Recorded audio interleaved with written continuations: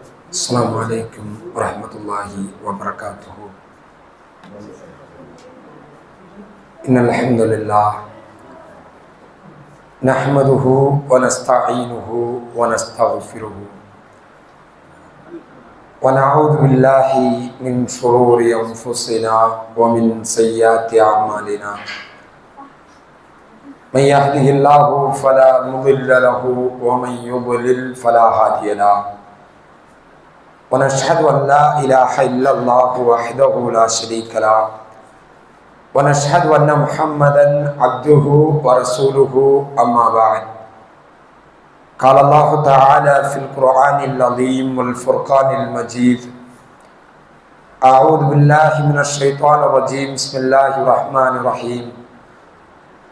يا أيها الناس اتقوا ربكم الذي خلقكم من نفس واحدة وخلق منها زوجها وبث منهما رجالا كثيرا ونساء واتقوا الله الذي تساءلون به والأرحام إن الله كان عليكم رقيبا.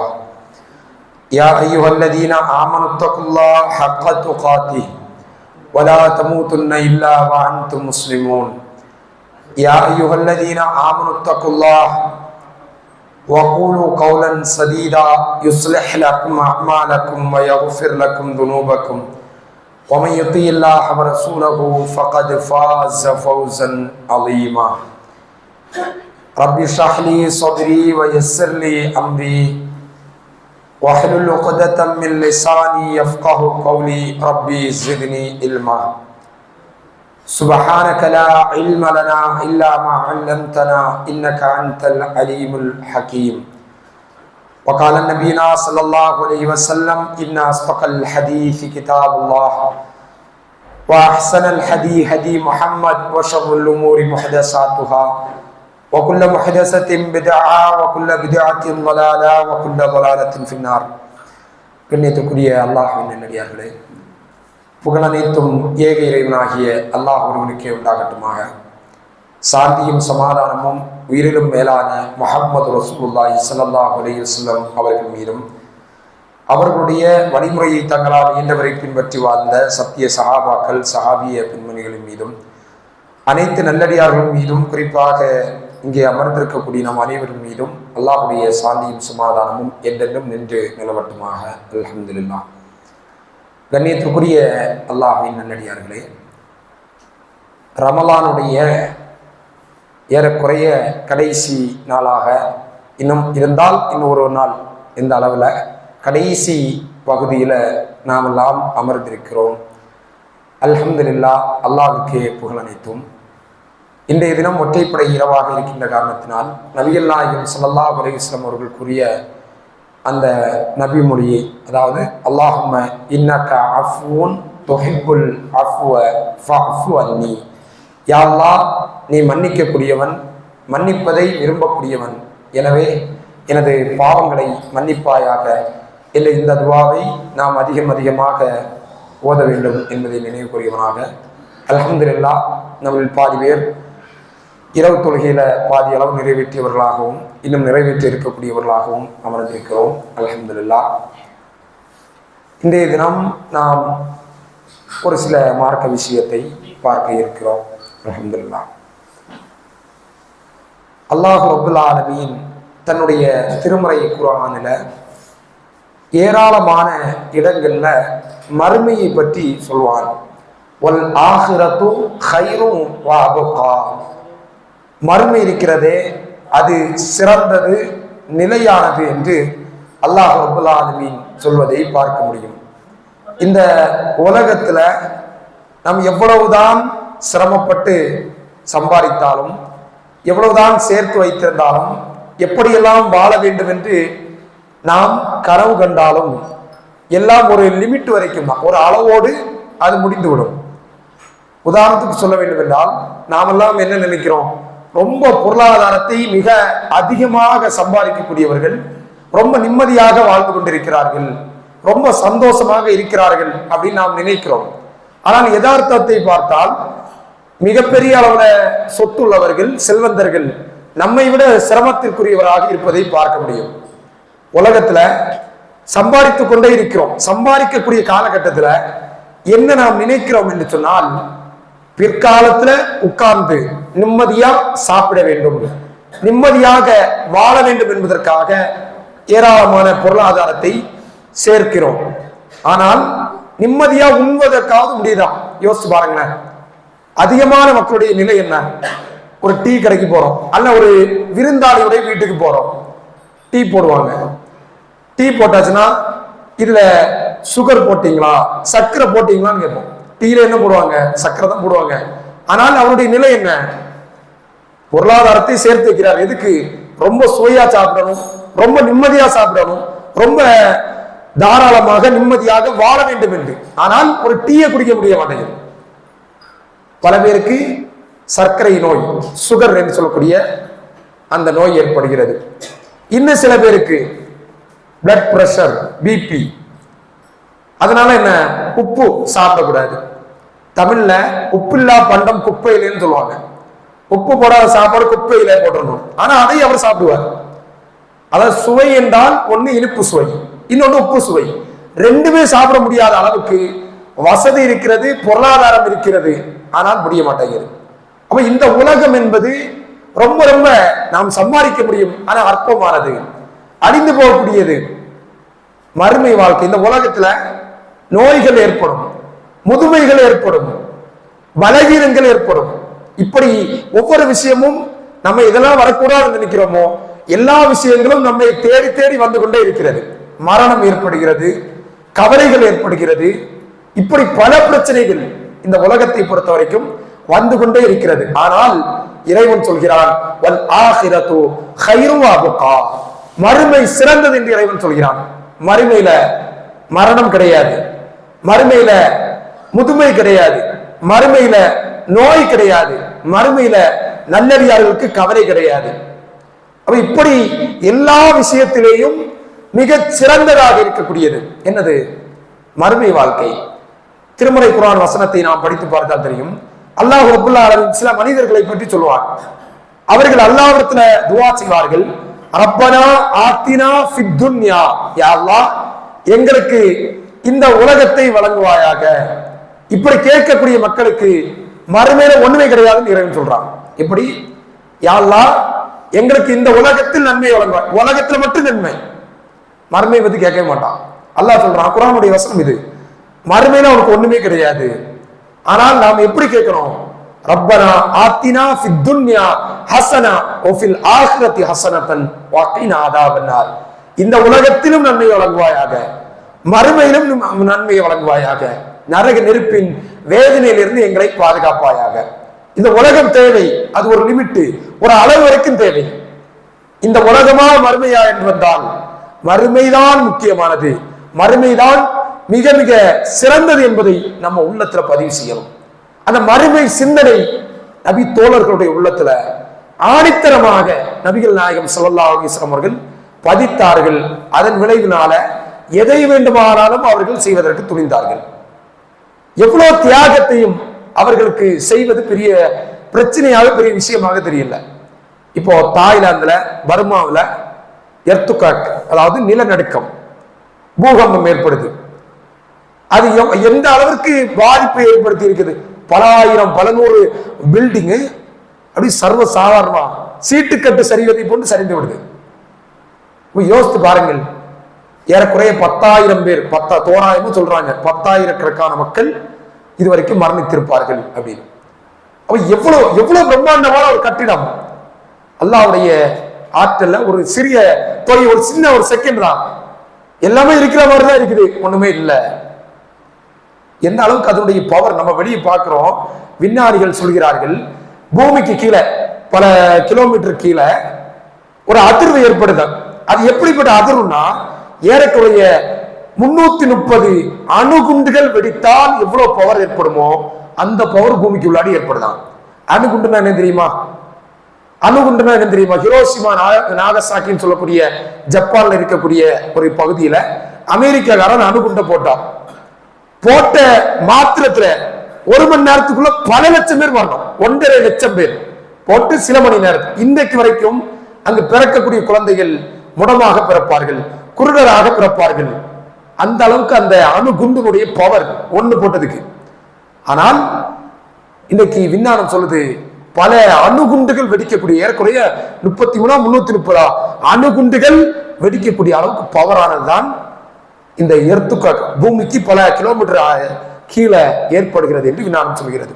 அப்போ உலகத்துல எல்லாத்தையும் சேர்த்து வைக்கிறோம், பிரம்மாண்டமா தெரியுது, அப்படி சீட்டு கட்டு சாயிறது மாதிரி பல நூறு அடுக்கு மாடிகளை கொண்ட கட்டிடங்கள் சரிந்து சாய்ந்து விடுகிறது. அப்போ இந்த உலகம் அற்பமானது, உலகம் அற்பமானது. 50 வயது 60 வயது 70 வயது வரை வாழ்றோம். எவ்வளவு சொத்து சேர்த்து வைத்தாலும் மறைத்து விட்டால் நம்ம ஜனாசா, நம்ம சொத்து நம்முடைய பிள்ளைகளுக்கு, மற்றவர்கள் எடுத்துட்டு போயிடுவாங்க. அப்ப மறுமைக்காக, மறுமைதான் நிரந்தரமானது. நம்முடைய அமல்கள் மூலமாக மறுமையை அலங்கரிக்க வேண்டும். நபிகள் நாயகம் ஸல்லல்லாஹு அலைஹி வஸல்லம் அவர்கள் பல போர்க்களத்தை சந்தித்தார்கள். அதுல ஒரு போர்க்களம் நபிகள் நாயகம் ஸல்லல்லாஹு அலைஹி வஸல்லம் அவர்கள் உஹது போர்க்களம். உஹது போர்க்களம் நாம எல்லாம் அறிந்திருக்கிறோம். இஸ்லாத்துல 2வது போர்க்களம். 1வது போர்க்களம் பத்ர் போர்க்களம், இஸ்லாமியர்களுக்கு மகத்தான வெற்றியை பெற்று தந்த போர்க்களம். 2வது போர்க்களமாக உஹது போர்க்களம் நடைபெறுகிறது. பத்ர் போர்க்களத்துல ஏராளமான மக்கத்து காஃபிர்களின் பெரும் தலைவர்கள் கொல்லப்பட்டார்கள். அதுக்கு பழி வாங்க வேண்டும் என்பதற்காக உஹது போர்க்களம் நடைபெற்றது. ஆரம்பத்தில் இஸ்லாமியர்களுக்கு சில வெற்றி மாதிரி இருந்துச்சு, பின்னாடி பல பின்னடைவுகள் ஏற்பட்டுச்சு. வெற்றி இல்லை, தோல்வி இல்லை என்ற அளவுல அந்த போர் முடிவடைந்தது. அந்த உஹது பத்ர் போர்க்களத்துல மக்கத்து காஃபிர்களின் பெரும் தலைவர்கள் கொல்லப்பட்டார்கள். அதற்கு பழி வாங்க வேண்டும் என்பதற்காக அந்த மக்கத்து காஃபிர்கள் இஸ்லாமியர்களை யாராவது சிறைபிடிச்சாலோ அல்லது கொலை செய்தாலோ என்ன பண்ணுவான்னா அப்படியே உடலை சின்ன பின்னமாக்கிடுவான். அந்த கொலை வெறி, எங்களுடைய தலைவர்களை நீ ஏற்கனவே கொண்டுட்டா பதில் போடல, அதனால உன்னுடைய முஸ்லிம் இஸ்லாமியர்களை சஹாபாக்களை யாராவது கொண்டு ஜனாசா ஆயிட்டாங்கன்னு வைங்க, ஆனாலும் விட மாட்டான். செத்து போயிட்டா கூட உடலை கூறு கூறாக பீஸ் பீஸா போட்டுட்டு இருந்தான். அந்த அளவுக்கு கொலவெறி. அந்த நேரத்துல போர்க்களம் நடைபெறுகிறது, உஹது போர்க்களம். நபிகளாருடைய பற்கள் உடைக்கப்படுது, தாடையிலிருந்து ரத்தம் கொட்டி கொண்டிருக்கிறது. பல சஹாபாக்கள் விரண்டு ஓடிட்டாங்க. ஒரு குழப்பம் ஏற்படுகிறது. என்னன்னா முஸ்லிம்கள் தங்களுக்கு தாங்களே மாறி மாறி அடிச்சுக்கிட்டாங்க. பல குழப்பங்களின் காரணத்தினால், நபிகளாருடைய சில வார்த்தைகளை மீறியதின் காரணத்தினால. அப்ப அந்த நேரத்துல ஒரு சந்தர்ப்பத்துல நபிகள் நாயகம் ஸல்லல்லாஹு அலைஹி வஸல்லம் அவர்கள் தனியாக நிற்கிறாங்க. ரசூலுல்லாஹை சுத்தி சபஅத்து மினல் அன்சார், 7 அன்சாரிகள், ஒரு ரஜுலைனி மினல் குரைஷ், 2 மக்காவாசிகள், 2 குரைஷியர்கள் இருக்கிறாங்க. மொத்தம் எத்தனை பேரு? 9 பேர் இருக்கிறாங்க ரசூலுல்லாஹை சுத்தி. கடுமையான போர் இருக்குது. ரசூலுல்லாஹுடைய பற்கள்ல இருந்து காயம், ரத்தம் வடிந்து கொண்டிருக்கிறது. நபிகளார் சொன்னார்கள், மை யர்து அன்னா, யார் நம்மை எதிர்த்து இந்த எதிரிகளுக்கோடு போர் செய்கிறார்களோ ஃபஹுவ ரஃபீக்குல் ஜன்னah, அவர் நம்மோடு சொர்க்கத்தில் நெருக்கமாக இருப்பார் அல்லது அவர் சொர்க்கத்தில் இருப்பார் என்ற வார்த்தையை நபிகள் நாயகம் ஸல்லல்லாஹு அலைஹி வஸல்லம் அவர்கள் சொல்றாங்க. போர்க்களத்துல எதிரிகள் என்ன பண்றான்? செத்தவன கூட உயிரோடு விட மாட்டாங்க, பீஸ் போடுறான். அதாவது துண்டு துண்டாக பீஸ் போட்டுட்டு இருக்கிறான். ரசூலுல்லாஹ் சொன்னாங்க, பெரும்படை நிக்குது. இங்க மொத்தம் 9 பேரு. நபிகளார் சொல்கிறார்கள், யார் கொல்லப்படுகிறானோ அவன் சொர்க்கம் தாங்க. ஒரு நபி தோழர் போறாரு, 9 பேர்ல ஒரு ஆள் போறாரு, கொல்லப்படுகிறார். ரசூலுல்லாஹ் திருப்பி சொல்றாங்க, 2வது நபர் கொல்லப்படுகிறார். 3வது சொல்றாங்க, எப்படி இருக்கு கண்ணுக்கு முன்னாடி அந்த சீனை கொண்டு வாங்க. நமக்கு முன்னால் ஒரு ஆள் சொல்றாங்க, நீ போருக்கு போனா சொர்க்கம்னு, அங்க போருக்கு போனா ஜெயிக்க முடியாது, அப்படி பீஸ் போடுவான். நபிகளார் சொன்னார்கள், சொர்க்கம் என்றார்கள். நபி தோழர்கள் சொர்க்கமா இந்த உலகமா என்று யோசித்தார்கள். மறுமைதான் சிறந்தது, சொர்க்கம் தான் சிறந்தது என்று ஒவ்வொரு பேராக போனார்கள். கடைசி 2 பேர் மட்டும்தான் மிஞ்சினாங்க. அப்ப அந்த அளவிற்கு அவர்களை அந்த மறுமையின் பக்கம், மறுமைதான் சிறந்ததின் பக்கம் அழைத்து சென்றது எது? மறுமையின் பக்கம் அவர்களை அழைத்து சென்றது எது? அவர்களுடைய அந்த மறுமையினுடைய அந்த சிந்தனை, சொர்க்கத்தினுடைய அந்த இன்பம்.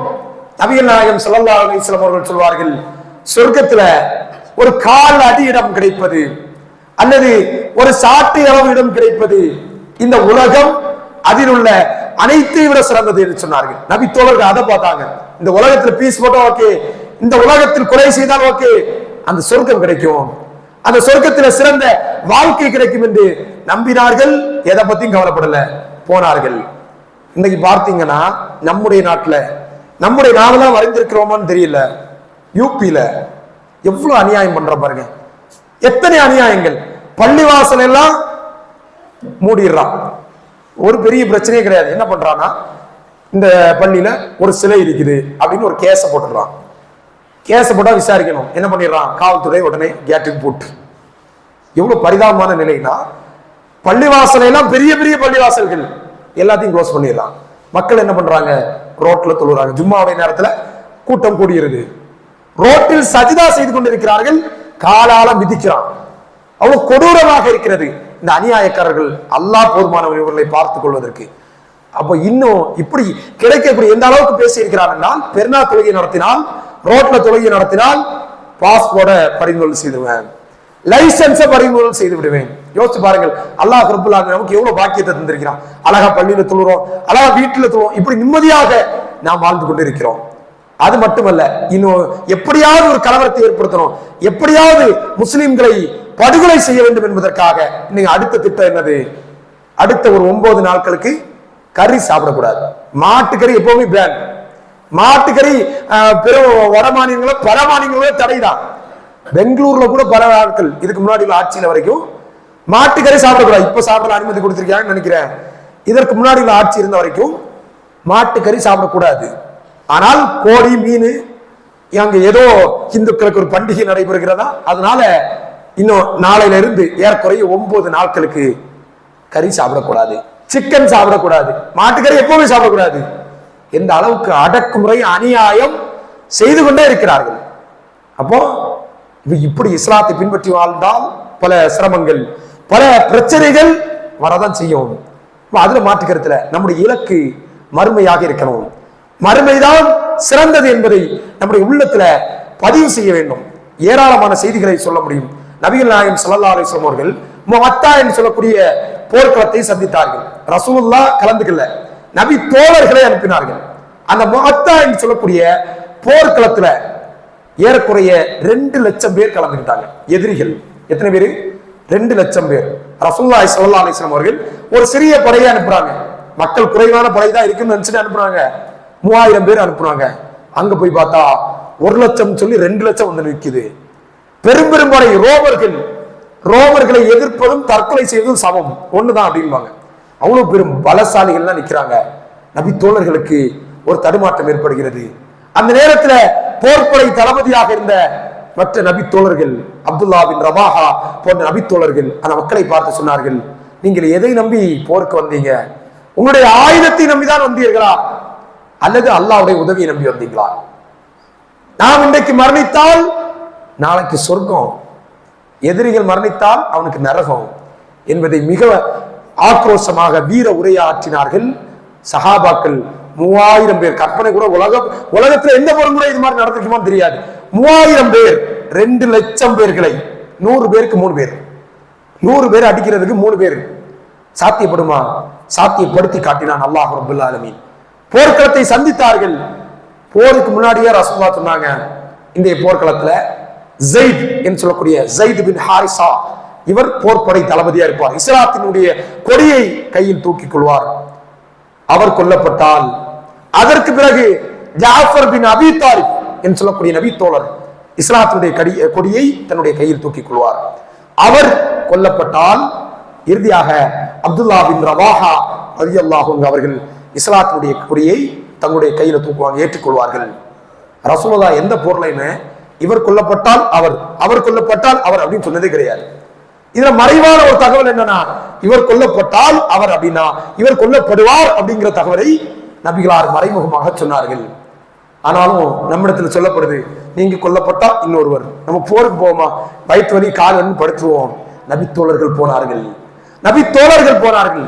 எப்படி போர் செய்தார்கள் என்றால் மிக கடுமையாக போர் செய்தார்கள். மிக கடுமையாக. முதலாவது தலைவர் ஸைத் ரலியல்லாஹு அன்ஹு அவர்கள் கொல்லப்பட்டார்கள், ஷஹீதாக்கப்பட்டார்கள். அதற்கு பிறகு அடுத்த ஒரு நபி தோழர் ஜாஃபர் பின் அபி தாலிப் என்று சொல்லக்கூடிய நபி தோழர் கொல்லப்படுறார். அவர் எப்படி கொல்லப்பட்டார்னா வரலாறுகளை படிக்கணும். போர் செய்கிறாரு, இஸ்லாத்தினுடைய கொடியை வலது கரத்தில் ஏந்தி இருக்கிறார். வலது கரம் வெட்டப்படுகிறது, வலது கரம் வெட்டி தொங்கப்படுது. போர் செய்கிறார், இடது கையில் இஸ்லாத்தினுடைய கொடி. போர் செய்கிறார், இடது கரம் வெட்டப்படுகிறது. தன்னுடைய பற்கள்ல இஸ்லாத்தினுடைய கொடியை தூக்கினார். கடைசியாக ஏறக்குறைய 90க்கும் அதிகமான காயங்கள் இஸ்லாத்திற்காக ஷஹீதாக்கப்பட்டார்கள் அப்துல்லா பின் ரவாஹா. யோசித்து பாருங்க, எதற்காக? மறுமைதான் வெற்றி, மறுமைதான் இலக்கு என்று வாழ்ந்தார்கள். அதற்கு பிறகு அப்துல்லா பின் ரவாஹா அவர்களும் கடுமையாக போர் செய்கிறார்கள். இறுதியாக அவர்களும் கொல்லப்படுகிறார்கள். கடைசியாக ஹாலித் பின் வலீத் என்று சொல்லக்கூடிய நபித்தோழர் மூலமாக அல்லாஹ் ரப்பல் ஆலமீன் இந்த இஸ்லாத்தினுடைய படைக்கு வெற்றியை கொடுக்கிறார். அவரும் ஏற்குறைய 9 வாள்கள் உடைக்கப்பட்டு கடைசியாக 10வது வாள்ல அல்லாஹ் ரப்பல் ஆலமீன் பிரம்மாண்டமான வெற்றியை கொடுக்கிறார் என்பது வரலாற்று செய்தியாக ஹதீஸ்கள்ல பதிவு செய்யப்பட்டிருக்கிறது. நாம் சிந்தித்து பார்க்கிறோம். அப்போ மறுமைதான் இலக்கு என்று அந்த நபித்தோழர்கள் வாழ்ந்தார்கள். அல்லாஹ் ரப்பல் ஆலமீன் மறுமை மரணித்தால் மறுமையில சொர்க்கம், இந்த உலகத்துல ஜெயிச்சால் வெற்றி, வெற்றி என்ற ஒரு நிலையோடு வாழும். அப்ப நாம் நம்முடைய வாழ்க்கையை எப்படி ஒரு முடிவு எடுக்கணும்? மறுமைக்காக வாழ்க்கணும், நம்முடைய அல்லாஹ்வுடைய திருப்திக்காக. இந்த உலகத்தில் மக்களை திருப்திப்படுத்தணும்னா அது முடியவே முடியாது. உலகத்துல மக்களை திருப்திப்படுத்தணும் இங்க அது முடியவே முடியாது. ஏதாவது ஒரு குறையை பார்த்துட்டே இருப்பார்கள். ஒரு கதை சொல்லணும்னா, 2 பேர் ஒட்டகத்துல பயணம் செய்தாங்க. பாலைவனம் ஒட்டகம். 2 பேரும், ஒரு சின்ன பையன் ஒரு தந்தை, 2 பேரும் பயணம் செய்தாங்க. 2 பேரும் ஒட்டகத்துக்கு மேல போனாங்க. பக்கத்துல இன்னொரு நபர் அப்படியே நடந்து வந்தாரு. நடந்து வந்து சொன்னாரு, என்னப்பா வாயில்லா ஒரு ஜீவனுக்கு மேல ஒரு தாயும் தந்தையும் மாடு மாறி உட்கார்ந்து இருக்கிறாங்க அப்படின்னு பேசுறாங்க.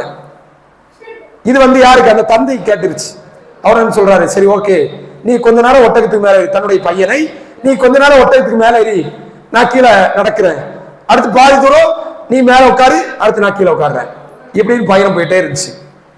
கொஞ்ச நேரம் அப்படியே பயணம் போயிட்டு இருந்தோடனே அந்த சின்ன பையன் கீழே வரக்கூடிய அந்த ரவுண்ட் வருது. ஃபர்ஸ்ட் சில மணி கொஞ்ச நேரம் அவர் மேல உட்காருவார், இவர் கீழே உட்காருவார். அப்ப அந்த சின்ன பையன் கீழே போய் நடந்து போறான். இன்னொரு கூட்டம் பார்த்துச்சு, ஏப்பா சின்ன பையனை கீழே நடக்க விட்டுட்டு நீ மட்டும் மாடு மாறி மேலே யாரும் உட்காருறியா அப்படின்னு திட்ட ஆரம்பிச்சிருச்சு. இந்த வருஷம் என்ன பண்ணிட்டான், 2 பேரும் கீழே இறங்கி நடக்கலாம்னு 2 பேரும் கீழே இறங்கி நடந்துட்டு ஒட்டகத்தையும் அப்படியே பாலைவனத்தில் நடத்தி கூட்டிட்டே இருக்கிறான். அப்படி கொஞ்சம் தூரம் தாண்டின உடனே இன்னும் சில பேர் பேசினாங்க, என்னது என்ற அறிவே கிடையாது உனக்கெல்லாம், சாதாரண ஒட்டகத்துக்கு மேலே யாரும் உட்கார்ந்து போகாம இந்த பாலைவன மணல்ல காலெல்லாம் கொதிக்க நடந்து போறீங்களே இப்படின்னு தெரிந்தான். எதற்காக சொல்கிறோம் என்றால், மனிதர்களை திருப்திப்படுத்தவே முடியாது. மனிதர்கள் குறைய தேடிட்டு தான் இருப்பான். ஆனால் அல்லாஹ் ரப்பல் ஆலமீனை திருப்திப்படுத்துவது ரொம்ப ஈஸி. அல்லாஹ்வை திருப்திப்படுத்துவது ரொம்ப எளிதான விஷயம். ஆகவே அல்லாஹ்வுடைய பொருத்தத்திற்காக, அல்லாஹ்வுடைய திருப்திக்காக நம்முடைய வாழ்க்கையை நாம் அமைத்துக் கொள்ள வேண்டும். மறுமைதான் சிறந்தது என்பதை எல்லா நிலைகளிலும், வட்டி வாங்க வேண்டிய ஒரு சூழ்நிலை வருது, இன்னும் ஒரு பிரச்சனைகள் வருது, எந்த சூழ்நிலை வந்தாலும் இந்த உலகத்துல ஒரு குடிசையில வாழ்ந்துட்டு போறோம், அதற்காக மறுமை இழந்து விடக்கூடாது. இந்த உலகத்துல சில சிரமத்தை சந்திச்சுட்டு போயிடுறோம், அதற்காக மறுமை இழந்து விடக்கூடாது என்பதுல ரொம்ப கவனமாக இருக்க வேண்டும். நபிகளார் சொன்னார்கள், ஆட்டினுடைய செத்து போன ஆட்டுக்கு அளவு கூட இந்த உலகம் தேராதுன்றாங்க. அந்த காலகட்டத்தில் ஆடுகள் ரொம்ப மதிப்பா இருந்துச்சு. அந்த செத்து போன ஆடு, சாதாரண ஆட்டுக்கே மதிப்பு கிடையாது, ரொம்ப குறைவான மதிப்பு. இப்பதான் ரொம்ப ரேட் அதிகமா இருக்குது. அந்த காலகட்டத்தில் ரொம்ப மதிப்பா இருந்துச்சு. அந்த காலகட்டத்தில் நபிகளார் சொன்னார்கள், செத்து போன ஆட்டுக்கு இருக்கக்கூடிய மதிப்பு கூட இந்த உலகத்துக்கு கிடையாது என்று சொன்னார்கள். ஆகவே இந்த உலகம் என்பது அற்பமானது. நம்ம எப்படிதான் நினைச்சாலும், நிம்மதியா வாழணும்னு நினைச்சாலும், சொத்துக்களை சேர்த்து வைத்தாலும் நோய்கள் வந்து கொண்டே இருக்கும், பிரச்சனைகள் வந்து கொண்டே இருக்கும், மரணங்கள் வந்து கொண்டே இருக்கும், முதுமைகள் வந்து கொண்டே இருக்கும். இதையெல்லாம் தடுக்க முடியாது. ஆகவே மறுமையில இது எதுவுமே கிடையாது. மறுமையில இந்த உலகத்துல சில சிரமங்களை சந்தித்தால் மறுமையில நிம்மதியான சொர்க்கத்தை பெறக்கூடிய வாய்ப்பு கிடைக்கும். அல்லாஹ் ரப்பல் ஆலமீன் அப்படிப்பட்ட ஒரு வாய்ப்பை நாம் அனைவருக்கும் வழங்குவானாக. இறுதியாக ஒரு சில விஷயங்கள் என்னன்னா, இந்த ஜக்காத் சம்பந்தமாகவும் இந்த ஃபித்ராவுடைய இந்த தொகையில் சம்பந்தமாகவும் இதுகளை நாம் ஏழைகளுக்கு கொடுக்கணும். என்ன பண்றாங்கன்னா, வசதி படைத்தவர்கள் நல்ல நிலையில் இருக்கக்கூடிய மக்களுக்கு கொடுக்கக்கூடிய நிலையை பார்க்க முடியும். நபிகள் நாயகம் ஸல்லல்லாஹு அலைஹி வஸல்லம் அவருடைய காலகட்டத்தில் 2 மனிதர்கள் வர்றாங்க. ரசூலுல்லாஹ்ட்ட ஜக்காத்துடைய இதை கேட்கிறாங்க, பொருளாதாரத்தை கேட்கிறார்கள். ரசூலுல்லாஹி ஸல்லல்லாஹு அலைஹி வஸல்லம் சில பொருட்களை தர்மமா கொடுக்குறாங்க. கொடுத்து சொல்றாங்க, உடல் ஆரோக்கியம் உள்ளவர்கள் ரொம்ப திடகாத்திரமா இருக்கிறாங்க, இவர்களுக்கு ஜக்காத்துடைய பொருள் கொடுக்க கூடாது, இது ஹராம் தாங்க. வசதி படைத்தவர்களுக்கு ஜக்காத்து கொடுப்பது ஹராம். நம்ம மக்கள் என்ன பண்றாங்கன்னா, சில பேர், எல்லாரும் கிடையாது, சில பேர் என்ன பண்றாங்க, இவர்கள் வசதி படைத்தவர்கள், இவருடைய அதே நிலையில் இருக்கக்கூடிய இன்னொரு ஆளுக்கு கொண்டு போய் ஜக்காத்தை கொடுத்துடுறது. அவர் என்ன பண்ணுவாரு, அவர் அதே ஜக்காத்தை இவருக்கு கொடுத்துருவாரு, முடிஞ்சிருச்சு. எப்படி இவருக்கு ஜக்காத்தை அவருக்கு கொடுப்பாரு, அவருக்கு ஜக்காத்தை இவரும் வசதி படைத்தவர், அதே நிலையில் இருக்கக்கூடிய அவரும், எங்களுடைய ஜக்காத்து முடிஞ்சிருச்சு. அது அல்லாஹ்வை ஏமாத்துற மாதிரி. அப்ப ஜக்காத் என்பது முழுக்க முழுக்க அந்த குர்ஆனுடைய வசனம் ஒரு 7-8 பேருடைய பட்டியலை இறைவன் போடுகிறான். எல்லாரும் ஏழ்மையானவர்கள், செல்வந்தர்களுக்கு ஜக்காத்து கொடுக்கலாம். யாருன்னு பாத்தீங்கன்னா திடீர்னு பொருளாதாரத்தை இழந்து விடுறாங்க, ஒரு வீட்டுல தீ பிடிச்சிருது, பொருளாதாரம் அழிந்து போகுது, நடுத்தரவுல வந்துடுறாரு, இவருக்கு ஜக்காத்து கொடுக்கலாம். அதை தாண்டி ஜக்காத்தை வசூல் செய்வதற்கு நபிகளாருடைய காலகட்டத்துல சில பேரை நியமித்தாங்க. இவங்க ஜக்காத்து வாங்கலாம், வசதி படைத்தவராக இருந்தாலும் ஜக்காத்துக்காக வசூல் செய்யறாரு, அலைந்து திரிகிறாரு, இவர் ஜக்காத்தை வசூல் செய்யலாம். அதை தாண்டி ஏழைகளுக்கு, குறிப்பாக கணவன் இல்லாதவர்கள், தந்தை இல்லாதவர்கள், வறுமையில சாப்பிடுறதுக்கு வசதி இல்லாதவர்கள், இவர்களுக்கு தான் நாம் ஜக்காத்தையும் ஃபித்ராக்களையும் கொடுக்க வேண்டும் என்பதையும் நாம் நினைவுக்குரியவராக எதை பேசினோமோ எதை கேட்டோமோ அதன் அடிப்படையில் அமல் செய்வதற்கு அல்லாஹ் ரப்பல் ஆலமீன் அருள் செய்வானாக. வாஹிரு தஅவானா அனில் ஹம்துலில்லாஹி ரப்பில் ஆலமீன்.